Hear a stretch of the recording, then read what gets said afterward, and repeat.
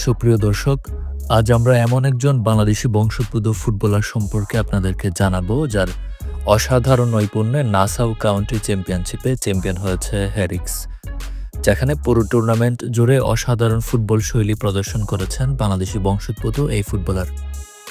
হ্যাঁ, বলছিলাম সাইফ খানের কথা। সাইফের জন্ম ও বেড়ে ওঠা আমেরিকায়, সেখানেই সাইফের ফুটবলে হাতেখড়ি। সাইফের প্রথম একাডেমি ক্যারিয়ার শুরু হয় 2019 সালে, যখন তিনি ভর্তি হন ভার্সা একাডেমিতে।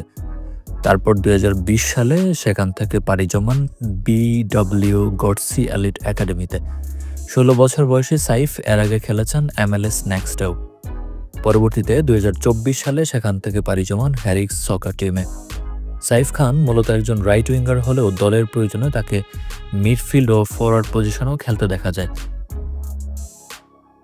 সম্প্রতি নাসাউ কাউন্টি চ্যাম্পিয়নশিপে চ্যাম্পিয়ন হয় তার দল হ্যারিক্স, আর এই টুর্নামেন্টে অসাধারণ কিছু গোল করেছেন সাইফ খান, যেখানে সেমিফাইনালে তার করা গোলটি ছিল এক কথায় দুর্দান্ত।